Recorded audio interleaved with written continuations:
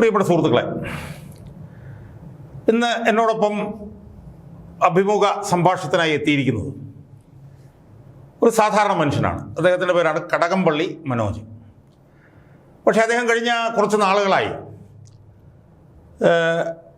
വലിയ തോതിൽ ചർച്ച ചെയ്യപ്പെടുന്ന ഒരു മനുഷ്യനാണ്. സാധാരണയിൽ ഇങ്ങനെ സാധാരണക്കാരൊന്നും ഇങ്ങനെ നിരന്തരമായി ചർച്ച ചെയ്യപ്പെടാറില്ല. സാധാരണക്കാരെക്കുറിച്ച് ചിലപ്പോൾ ചർച്ച വരും, ആ ചർച്ച വരും, അങ്ങ് പോകും, അത്രയേ ഉള്ളൂ.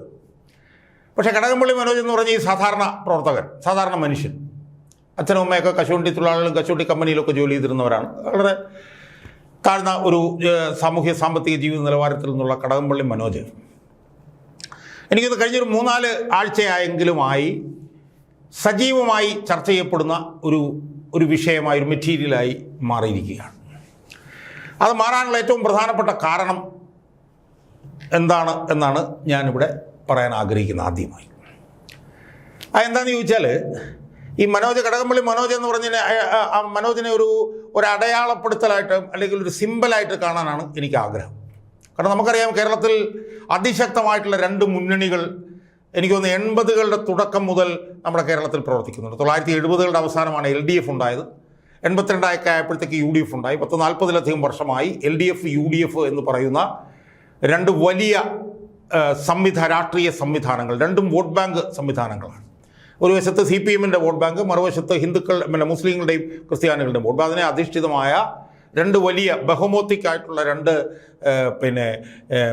രാഷ്ട്രീയ സംവിധാനങ്ങൾ കേരളത്തിൽ പ്രവർത്തിക്കുന്നു. അപ്പുറത്ത് BJP-യുടെ നേതൃത്വത്തിലൊരു രാഷ്ട്രീയ സംവിധാനമുണ്ട്. അപ്പോൾ ഇതിൻ്റെയൊക്കെ പശ്ചാത്തലത്തിൽ വേണം നമ്മൾ കടകംപള്ളി മനോജ് എന്ന് പറഞ്ഞിട്ടുള്ള ഈ സാധാരണ പ്രവർത്തകനെ നമ്മൾ അടയാളപ്പെടുത്താൻ.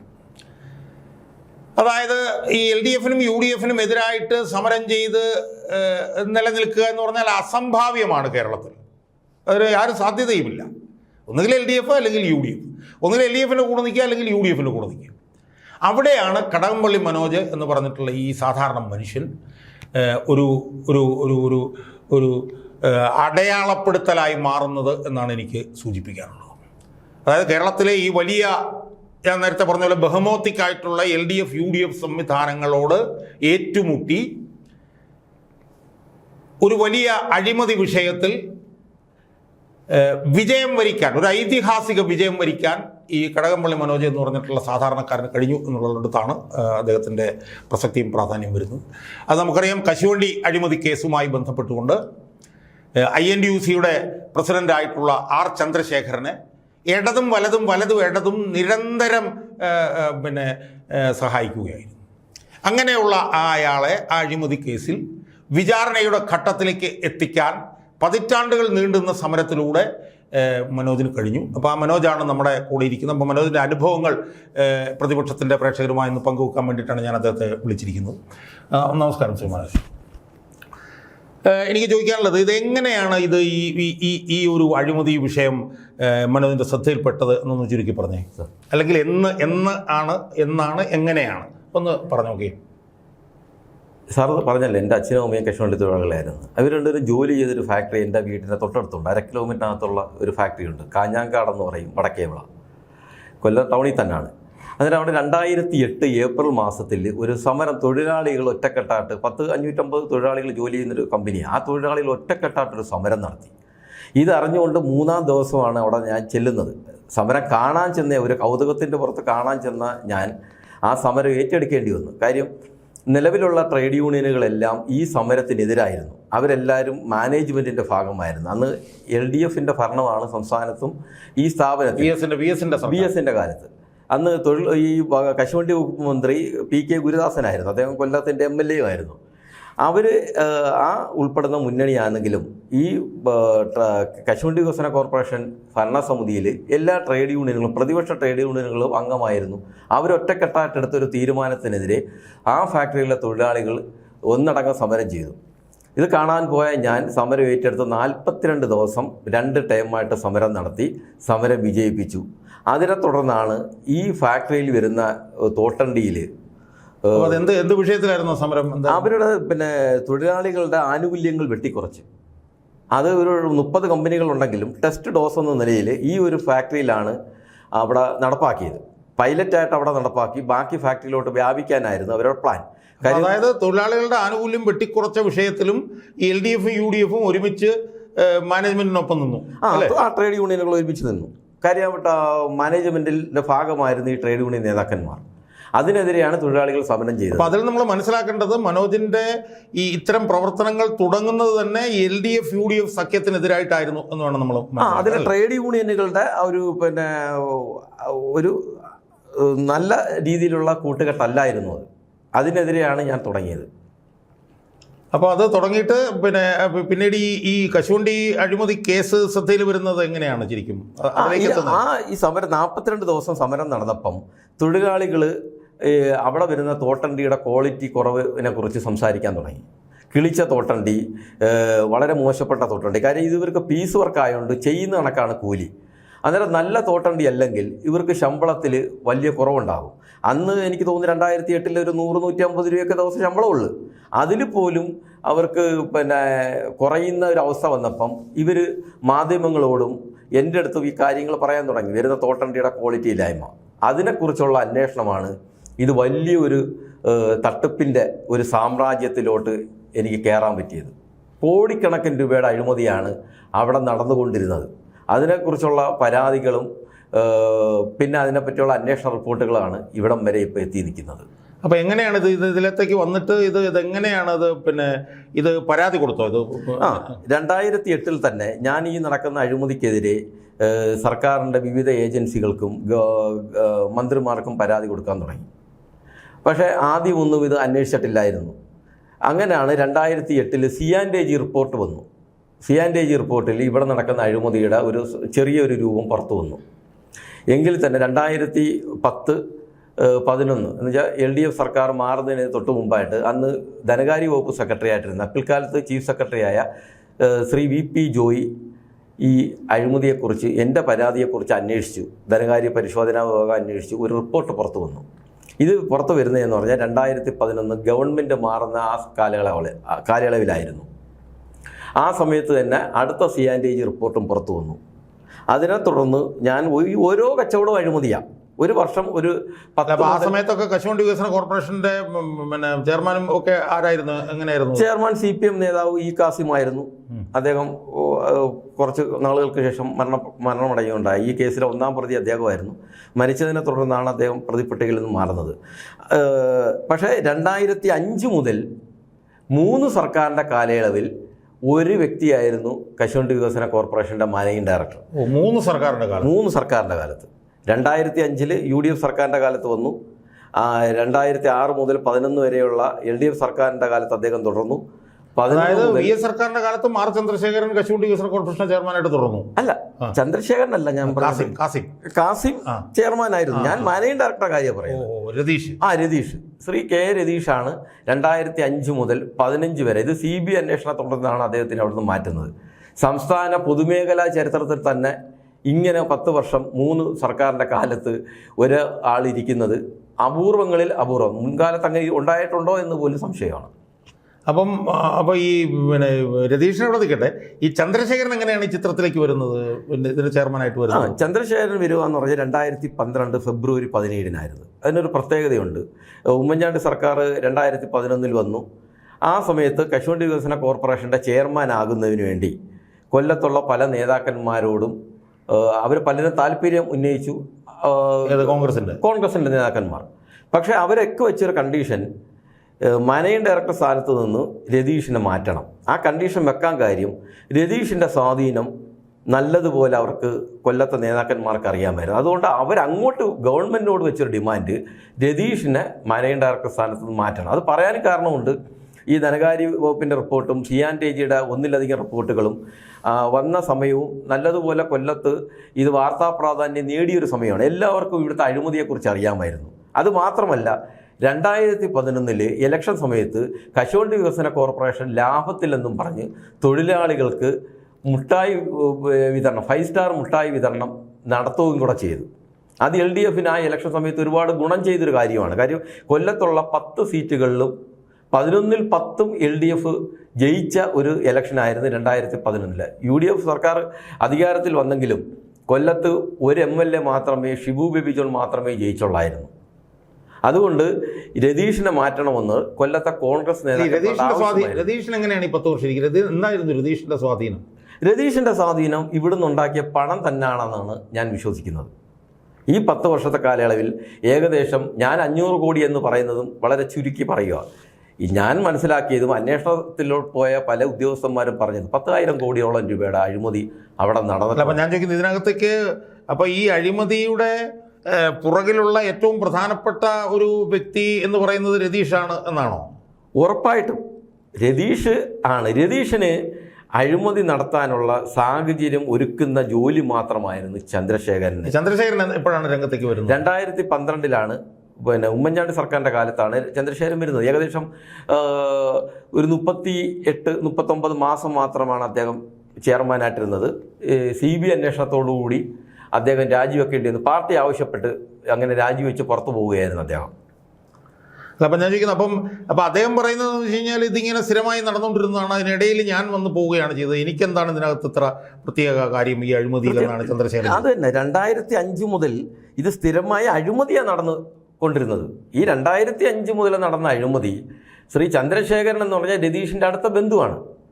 ഈ ബന്ധു ചെയർമാനായി വരാൻ വേണ്ടി എല്ലാ കളമൊരുക്കിയതും രതീഷാണ്. വേറെ ആര് ചെയർമാനായിട്ട് വന്നാലും ആദ്യം മാറ്റുന്നത് രതീഷിനെയായിരുന്നു. അതുകൊണ്ട് രതീഷിന് സംരക്ഷണം ഒരുക്കുന്ന ജോലിയായിരുന്നു ചന്ദ്രശേഖരൻ്റെ.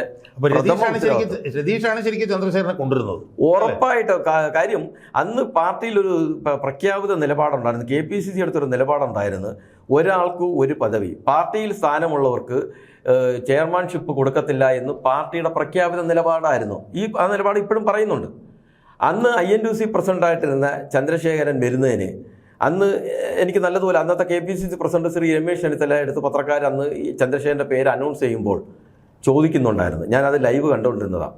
അന്നേരം അദ്ദേഹം പറഞ്ഞത് INTUC കോൺഗ്രസിൻ്റെ പോഷക സംഘടനയല്ല, അത് ഇൻഡിപെൻഡൻറ്റ് ഓർഗനൈസേഷനാണ്. അതുകൊണ്ട് INTUCക്ക് ഇത് ബാധകമല്ലെന്ന്. ചന്ദ്രശേഖരൻ ചെയർമാനായിട്ട് വരുന്നതിന് വേണ്ടി രാഷ്ട്രീയത്തിലല്ലാത്ത വേറൊരു ഇടപെടൽ നടന്നിട്ടുണ്ടായിരുന്നു. അതിൻ്റെ പിന്നിൽ പ്രവർത്തിച്ചത് ശ്രീ രതീഷ് തന്നെയായിരുന്നു. അങ്ങനെയാണ് ചന്ദ്രശേഖരൻ ചെയർമാനായിട്ട് വരുന്നത്. ചെയർമാനായിട്ട് വന്ന് അതിനു മുമ്പ് നടന്ന അഴിമതിയേക്കാൾ രൂക്ഷമായ അഴിമതിയാണ് ചന്ദ്രശേഖരൻ്റെ നേതൃത്വത്തിൽ അവിടെ നടന്നത്. എന്താണ് ശരിക്കും ചന്ദ്രശേഖരൻ്റെ നേതൃത്വത്തിൽ നടന്ന അഴിമതി കുറിച്ചിട്ട്? അത് പിന്നെ ധനകാര്യ വകുപ്പിൻ്റെയും പിന്നെ C&AGയുടെയും വ്യവസായ വകുപ്പിൻ്റെയൊക്കെ റിപ്പോർട്ടിൽ പറയുന്നുണ്ട്. വളരെ ക്വാളിറ്റി കുറഞ്ഞ തോട്ടണ്ടിയാണ് അവിടെ വാങ്ങിക്കൊണ്ടിരുന്നത്. അത് മാത്രമല്ല, ഒരു കമ്പനിയുടെ കയ്യിൽ നിന്ന് മാത്രമാണ് തോട്ടണ്ടി അവർ ഭൂരിഭാഗവും വാങ്ങിയത്. അതിൽ ഒരു വർഷം 100% തോട്ടണ്ടി വാങ്ങിയതും ഒരു കമ്പനി. ഏകദേശം ഈ 10 വർഷക്കാലം 1000 കോടിക്ക് മുകളിൽ ഒരു കമ്പനിയുടെ കയ്യിൽ നിന്ന് മാത്രം തോട്ടണ്ടി വാങ്ങി. ഈ കമ്പനി എന്ന് പറഞ്ഞാൽ രതീഷ് അവിടെ MD ആകുന്നതിന് മുമ്പ് ബിസിനസ് നടത്തിയിട്ടില്ല. 15-ന് ശേഷവും ഈ രതീഷ് പുറത്ത് പോയതിനു ശേഷവും അവിടെ ബിസിനസ് നടത്തിയിട്ടില്ല. ഈ 10 വർഷ കാലയളവ് മാത്രമാണ് ഈ തോട്ടണ്ടി ഈ ഒരു കമ്പനിയുടെ വാങ്ങിയത്. അത് ചന്ദ്രശേഖരൻ ചെയർമാനായിട്ടിരിക്കുമ്പം ഭൂരിഭാഗവും വാങ്ങിയത്, ഏറ്റവും കൂടുതൽ തോട്ടണ്ടി വാങ്ങിയതും ഈ കമ്പനിയുടെ കയ്യിൽ നിന്നാണ്. JMJ ട്രേഡേഴ്സ് കോട്ടയം എന്നാണ് അതിൻ്റെ അഡ്രസ്സ്. ആ ക്വാളിറ്റി കുറഞ്ഞ തോട്ടണ്ടി കൊണ്ടുവന്ന് പിന്നെ പ്രോസസ്സ് ചെയ്യുമ്പം തൊഴിലാളികൾക്ക് ശമ്പള ഇനത്തിൽ തന്നെ വലിയ നഷ്ടം ഉണ്ടാകും. ഇത് വിൽക്കുമ്പോൾ, പരിപ്പ് വിൽക്കുമ്പോൾ തന്നെ വലിയ നഷ്ടം ഉണ്ടാകും. പരിപ്പ് വിൽക്കുന്നതിൽ തന്നെ മറ്റ് പൊതുമേഖലാ സ്ഥാപനമായ കാപ്പെക്സ് വിൽക്കുന്നതിനേക്കാൾ ഒരു ടിന്നിൻ്റെ പുറത്ത് 500 രൂപയ്ക്ക് മുകളിൽ വില കുറച്ചാണ് വിൽക്കുന്നതെന്ന് ഒരേ ദിവസം വിറ്റ കണക്കെടുത്തപ്പോൾ ധനകാര്യ വകുപ്പിൻ്റെ റിപ്പോർട്ടിൽ പറയുന്നുണ്ട്.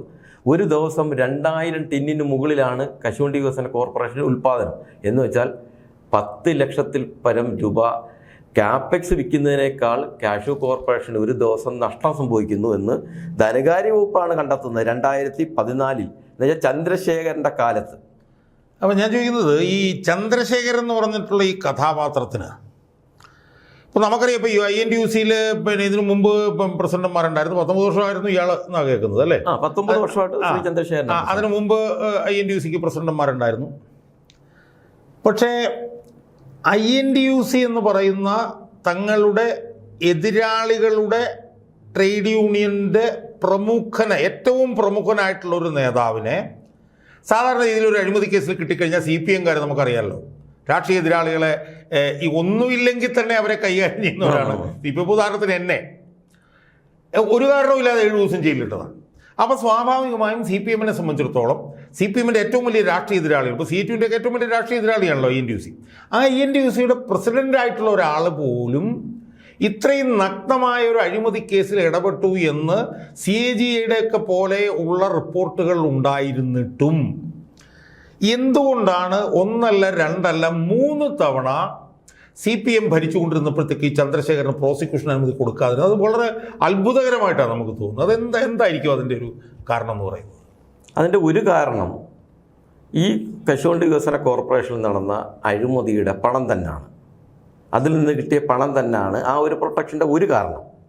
മറ്റൊരു കാരണം എന്ന് പറഞ്ഞാൽ, അല്ല, പണമെന്ന് മനോജ് പറയുമ്പോൾ അതിൽ നിന്നുണ്ടാക്കിയ പണം CPMകാരുടെ ഖജനാവിലേക്കും എത്തിയിട്ടുണ്ടാവണം എന്നാണ് ഉദ്ദേശിക്കുന്നത്. ഉറപ്പാണല്ലോ. ഒരു പ്രയോജനവും ഇല്ലാതെ ഈ ഒരു അഴിമതിയെ അവർ അഴിമതിക്കാരെ സംരക്ഷിച്ച് നിർത്തത്തില്ലല്ലോ. നമുക്കത് അരിയാഹാരം കഴിക്കുന്ന എല്ലാവർക്കും മനസ്സിലാക്കാവുന്ന ഒരു കാര്യമാണ്. അതുകൂടാതെ ഒരു കാര്യം കൂടെ ഉണ്ട്. INTUC എന്നൊരു സംഘടന കഴിഞ്ഞ 10 വർഷക്കാലം പിണറായി വിജയൻ ഭരിച്ചിട്ട് കമാന്നൊരക്ഷരം ആ സർക്കാരിനെതിരെ മിണ്ടിയിട്ടില്ല. അത് KPCC പ്രസിഡൻ്റായിട്ടിരുന്ന മുല്ലപ്പള്ളി രാമചന്ദ്രൻ പല ആവർത്തി INTUCയുടെ സംസ്ഥാന കമ്മിറ്റിയിലും പറഞ്ഞ്, പാർട്ടി മീറ്റിങ്ങുകളിലും പറഞ്ഞ്, ശ്രീ ചന്ദ്രശേഖരനോടും പറഞ്ഞ്.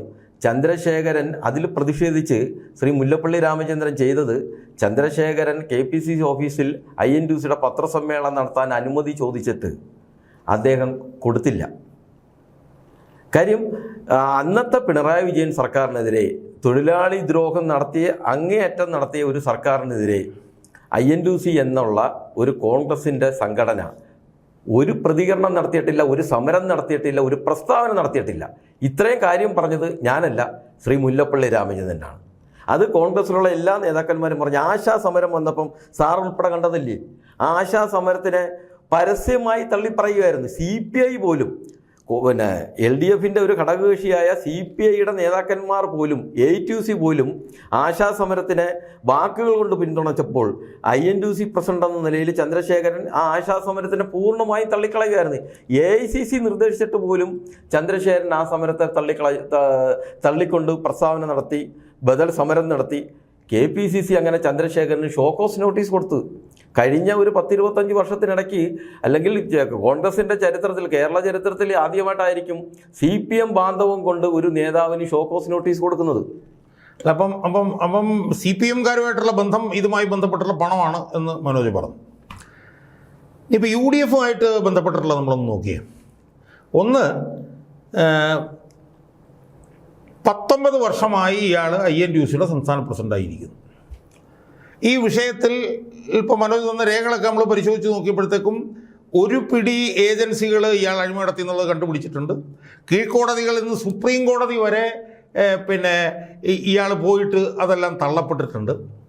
അപ്പം ഇയാൾ അഴിമതി നടത്തി എന്നുള്ളത് സംബന്ധിച്ച് ഒരു പിടി തെളിവുകളും രേഖകളും കോടതി വിധികളും എല്ലാം ഉണ്ടായിട്ടും INTUC എന്ന് പറഞ്ഞ സംഘടനയ്ക്കകത്ത് നിന്ന് ഇയാൾക്കെതിരെ ഒരു എതിർപ്പുണ്ടാവുന്നില്ല.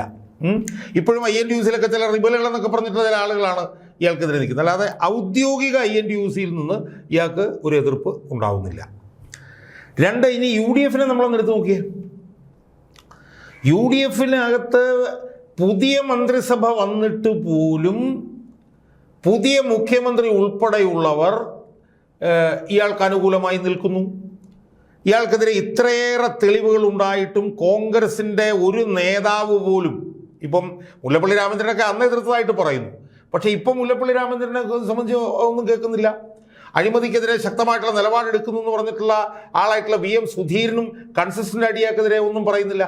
അപ്പോൾ ഒന്ന്, ഇയാൾ ഇത്രയേറെ അഴിമതി നടത്തി എന്നുള്ളത് സംബന്ധിച്ച് രേഖകളും കോടതി വിധികളെല്ലാം ഉണ്ടായിട്ടും ഒരു വശത്ത് INTUCക്കകത്തു നിന്നും മറുവശത്ത് കോൺഗ്രസിനകത്തു നിന്നും ഒരു എതിർസ്വരങ്ങളും ഉയരുന്നില്ല.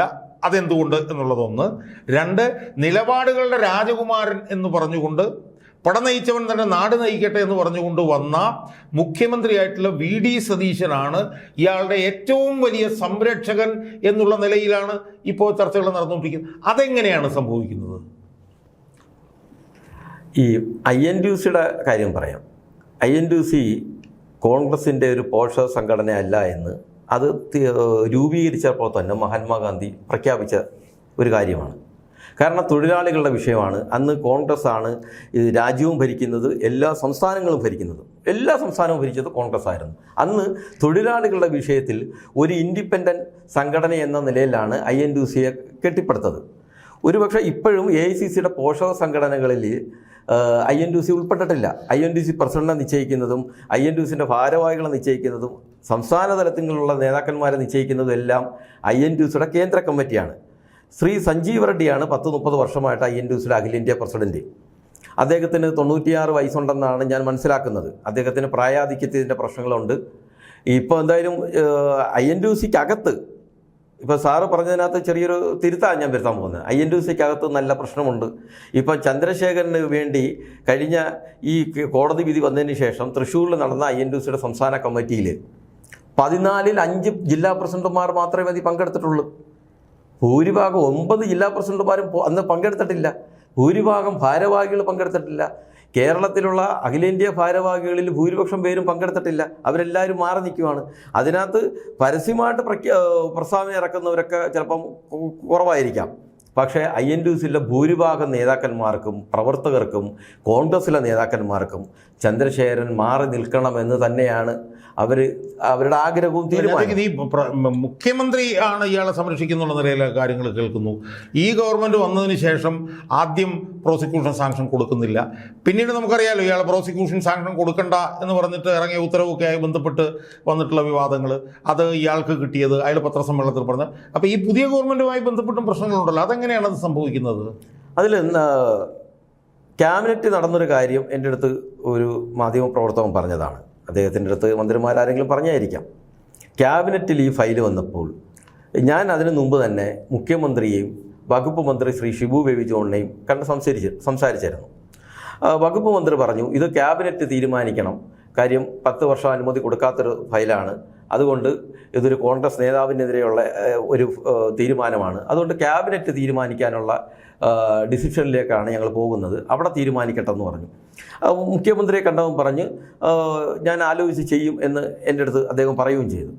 ക്യാബിനറ്റിൽ ഫയൽ വന്നപ്പോൾ ഒരു മന്ത്രി, ആ മന്ത്രി ആരാണെന്ന് എൻ്റെ അടുത്ത് അവർ പറഞ്ഞിട്ടില്ല, മന്ത്രി പറഞ്ഞു ഇത് കോൺഗ്രസിൻ്റെ നേതാക്കന്മാർ ഉൾപ്പെട്ട ഒരു കേസാണ്, അതുകൊണ്ട് നമുക്ക് വലിയ കുഴപ്പമില്ലാത്ത രീതിയിൽ ഇത് കൈകാര്യം ചെയ്യണം എന്നാണ് ക്യാബിനറ്റിൽ അന്നൊരു അഭിപ്രായം വന്നത്.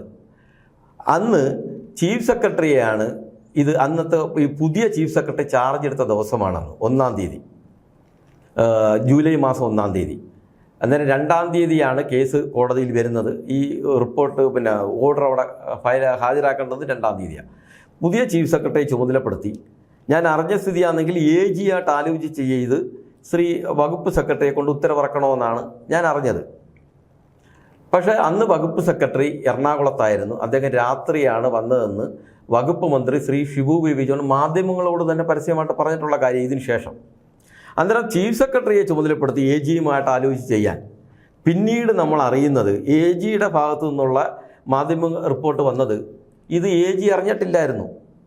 ഇത് കേരള ചരിത്രത്തിൽ അല്ലെങ്കിൽ സ്വതന്ത്ര കേരളത്തിൽ ആദ്യമായിട്ടാണ് ഇങ്ങനെ ഒരു ഉത്തരവിറങ്ങുന്നത്. കാര്യം സർക്കാർ ഉത്തരവിലൂടെ കോടതിയെ വെല്ലുവിളിക്കുന്നു, കോടതിയെ അപമാനിക്കുകയാണ് ചെയ്തത്. കോടതി കീഴ്ക്കോടതികളെപ്പോലെ എന്ന് വെച്ചാൽ തരം താണ രീതിയിൽ പെരുമാറുന്നു എന്ന് അതിനകത്ത് എഴുതി വെക്കുകയാണ് ചെയ്തത്. ആ ഉത്തരവിലാണ്, കോടതിക്ക് കൊടുക്കുന്ന ഉത്തരവിലാണ്.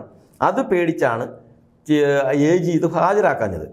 ഇപ്പം മുഖ്യമന്ത്രിയുടെ കാര്യം പറഞ്ഞു, മുഖ്യമന്ത്രി അദ്ദേഹത്തിനെ സംരക്ഷിക്കുന്നു എന്ന് പലരും പറയുന്നുണ്ട്.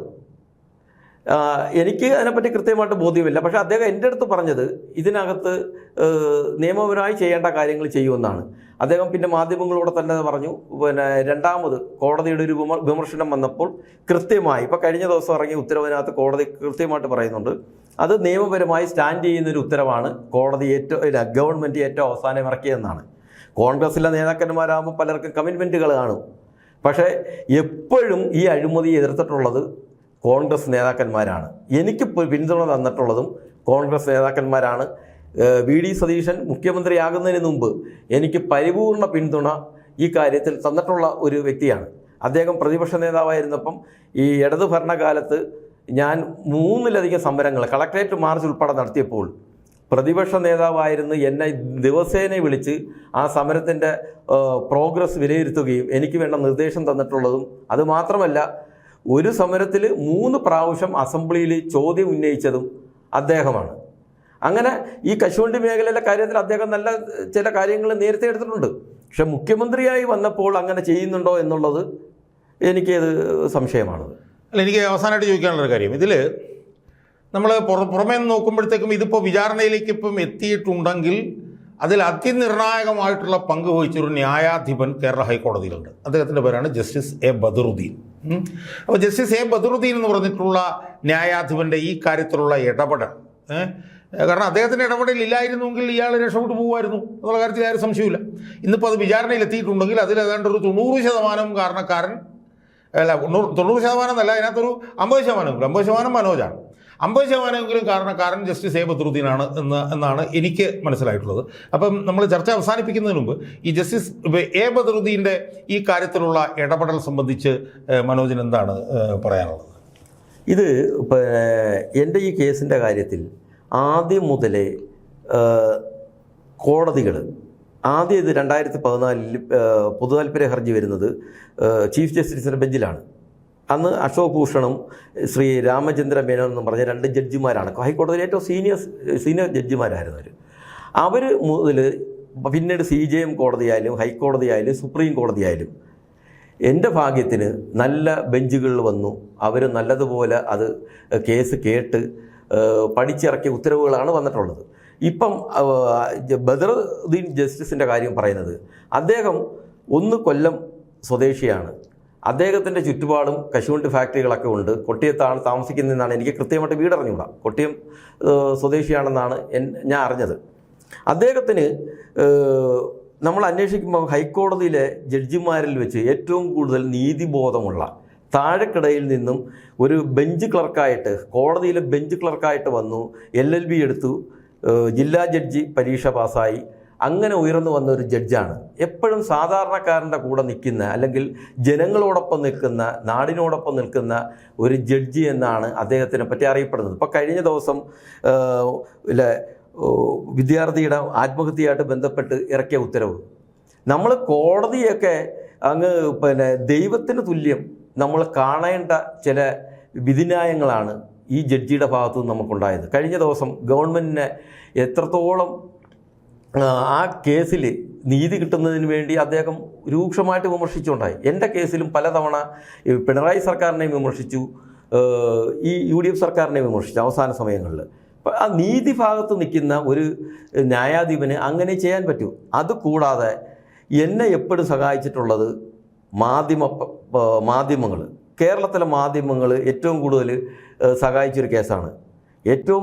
അതോടൊപ്പം എന്നെ സഹായിച്ചത് എൻ്റെ വക്കാലത്തെടുത്ത അഡ്വക്കേറ്റ് അനിൽകുമാർ. അദ്ദേഹം വളരെ ചെലവ് കാശ് മാത്രം വാങ്ങി കേസ് നടത്തിയിട്ടുള്ള ഒരു അഡ്വക്കേറ്റാണ്. അതുകൂടാതെ അഡ്വക്കേറ്റ് P. പ്രകാശ് സുപ്രീം കോടതിയിൽ നയാ പൈസ ഇന്ന് വരെ എൻ്റെ നിന്ന് വാങ്ങാതെ അദ്ദേഹം സുപ്രീം കോടതിയിൽ 2 പ്രാവശ്യം കേസിൽ ഹാജരായി. അങ്ങനെ എന്നെ ന്യായാധിപന്മാർ ഈ കേസിൻ്റെ മെറിറ്റ് നോക്കി സഹായിച്ചു, മാധ്യമങ്ങൾ കേസിൻ്റെ മെറിറ്റ് നോക്കി സഹായിച്ചു, എൻ്റെ അഡ്വക്കേറ്റ്മാരും മെറിറ്റ് നോക്കി, പൈസ നോക്കാതെ കേസിൻ്റെ മെറിറ്റ് നോക്കി സഹായിച്ചൊരു കേസാണ്. എല്ലാതൊരു ദൈവത്തിൻ്റെ ഭാഗ്യവും അവിടുത്തെ ആ പ്രസ്ഥാനത്ത് ജോലി ചെയ്യുന്ന കശുവണ്ടി തൊഴിലാളികളുടെ ഒരു ഭാഗ്യവും കൊണ്ടാണ് ഇവിടം വരെ എത്തിച്ചേരാൻ കഴിഞ്ഞത്. സുഹൃത്തുക്കളെ, ഇപ്പോൾ നമ്മൾ ചർച്ച അവസാനിപ്പിക്കുന്നതിന് മുമ്പ് നമ്മൾ തുടങ്ങിയിടത്തുനിന്ന് തന്നെ നമുക്ക് അവസാനിപ്പിക്കാമെന്ന് ഇരിക്കുന്നു. അത് കേരളത്തിലെ പ്രമുഖമായിട്ടുള്ള 2 രാഷ്ട്രീയ സംവിധാനങ്ങൾക്കെതിരെ പതിറ്റാണ്ടുകൾ നീണ്ടുനിന്ന പോരാട്ടത്തിലൂടെ ഐതിഹാസികമായിട്ടുള്ള വിജയം നേടിയിട്ടുള്ള ഒരു സാധാരണ മനുഷ്യനാണ് കടകംപള്ളി മനോജ്. അദ്ദേഹമാണ് നമ്മുടെ കൂടെ ഇപ്പോൾ ഇരുന്നിട്ടുള്ളത്. അപ്പോൾ അദ്ദേഹം പറഞ്ഞതിൽ നിന്ന് നമുക്ക് എത്തിച്ചേരാൻ കഴിയുന്ന ഒരു നിരീക്ഷണം എന്ന് പറയുന്നത്, ഈ അഴിമതി കേസ് വിചാരണയിലേക്ക് വന്നിട്ടുണ്ടെങ്കിൽ അതിൽ 3-4 ഘടകങ്ങളുണ്ട് എന്ന് അദ്ദേഹം പറഞ്ഞു. അതിലേറ്റവും പ്രധാനപ്പെട്ട ഘടകം അദ്ദേഹം തന്നെയാണ്. കാരണം അദ്ദേഹം നടത്തിയിട്ടുള്ള ഇടതടവില്ലാത്ത പോരാട്ടം, അതാണ് ഒരു ഘടകം. രണ്ടാമത്തെ ഘടകം എന്ന് പറഞ്ഞാൽ കീഴ്ക്കോടതി മുതൽ സുപ്രീം കോടതി മുതൽ ഹൈക്കോടതി വരെയുള്ള നിയമ സംവിധാനങ്ങൾ, അവരെ വഹിച്ചിട്ടുള്ള നിസ്തുലമായിട്ടുള്ള പങ്ക്. അതിൽ തന്നെ എൻ്റെ നോട്ടത്തിൽ നോക്കിയാൽ ജസ്റ്റിസ് എ ബദറുദ്ദീൻ എന്ന് പറഞ്ഞിട്ടുള്ള ഒരു ന്യായാധിപൻ വഹിച്ചിട്ടുള്ള പങ്ക് നിസ്തുലമാണ്, ഐതിഹാസികമാണ് എന്നുള്ള കാര്യത്തിൽ എനിക്ക് അത് തർക്കവുമില്ല. അതില്ലായിരുന്നുവെങ്കിൽ ചന്ദ്രശേഖരൻ രക്ഷപ്പെട്ടു പോകുമായിരുന്നു. അപ്പോൾ ഒന്ന് മനോജ്, രണ്ട് നീതിന്യായ വ്യവസ്ഥ, ആ വ്യവസ്ഥയിൽ തന്നെ ജസ്റ്റിസ് എ ബദറുദ്ദീൻ, അതുപോലെ തന്നെ 2-3 ഘടകങ്ങളും കൂടെ വരെ മനോജ് പറഞ്ഞു. അതിലൊരു ഘടകം എന്ന് പറയുന്നതാണ് ഡി അനിൽകുമാർ എന്ന് പറഞ്ഞിട്ടുള്ള അഭിഭാഷകൻ. ആ അഭിഭാഷകൻ യഥാർത്ഥത്തിൽ ഈ വിഷയത്തിൽ VSൻ്റെ ഒരു കൈ കൂടി ഉണ്ട് എന്ന് ഞാൻ വിശ്വസിക്കുന്നു. കാരണം 2001-2006 കാലഘട്ടത്തിൽ ഞാൻ VSൻ്റെ കൂടെ ജോലി ചെയ്യുമ്പോൾ VS അടുത്ത് ഇടപഴകിയിരുന്ന 2 അഭിഭാഷകരുണ്ട്. ഒന്ന് അജിത് പ്രകാശ് എന്ന് പറഞ്ഞിട്ടുള്ള ഹൈക്കോടതിയിലെ സീനിയർ അഭിഭാഷകൻ, രണ്ടാമത്തെ അഭിഭാഷകനായിട്ടുള്ള ആൾ ഈ ഡി അനിൽകുമാർ ആയിരുന്നു. അന്ന് VSുമായിട്ട് ഏറ്റവും അടുത്ത് ഞങ്ങൾ സഹകരിച്ചിരുന്ന ആളാണ് ഡി അനിൽകുമാർ. ആ അനിൽകുമാർ ഇതിനകത്ത് വലിയ പങ്ക് വഹിച്ചിട്ടുണ്ടെന്ന് പറയുമ്പോൾ അനിൽകുമാറിലൂടെ VSും ഈ വിഷയത്തിൽ ഇടപെട്ടു എന്ന് ഞാൻ കരുതേണ്ടി വരും. അതുപോലെ തന്നെ പി പ്രകാശ് എന്ന് പറഞ്ഞിട്ടുള്ള അഭിഭാഷകൻ്റെ കാര്യം പറഞ്ഞു. അതോടൊപ്പം തന്നെ കേരളത്തിലെ മാധ്യമങ്ങൾ. അപ്പം ഇതിൽ നിന്ന് നമ്മൾ അവസാനമായി എത്തിച്ചേരുന്ന ഒരു നിഗമനം എന്ന് പറയുന്നത്, ഇടതടവില്ലാതെ പോരാടാൻ കഴിഞ്ഞാൽ, നിയമവ്യവസ്ഥയുടെ പിന്തുണയുണ്ടെങ്കിൽ, മാധ്യമങ്ങളുടെയും കൂടി പിന്തുണയുണ്ടെങ്കിൽ, സത്യത്തിന് വേണ്ടി ഇടതിനും വലതിനും എതിരായി പ്രവർത്തിച്ച് വിജയിക്കാം എന്നതിൻ്റെ ഒരു സിമ്പലാണ് ഈ കടകംപള്ളി മനോജ് എന്നാണ് എനിക്ക് സൂചിപ്പിക്കാനുള്ളത്. എനിക്ക് അവസാനമായി പറയാനുള്ളത്, നാളെ ഒരുപക്ഷെ കേരളത്തിൽ ഉരുത്തിരിഞ്ഞ് വന്നേക്കാവുന്ന ഒരു ബദൽ രാഷ്ട്രീയത്തിൻ്റെ ഒരു അടയാളപ്പെടുത്തൽ കൂടിയായി നമുക്ക് വേണമെങ്കിൽ കടകംപള്ളി മനോജിൻ്റെ ഈ ഐതിഹാസികമായിട്ടുള്ള പോരാട്ട വിജയത്തെ നമുക്ക് അടയാളപ്പെടുത്താം എന്നാണ് എനിക്ക് തോന്നുന്നത്.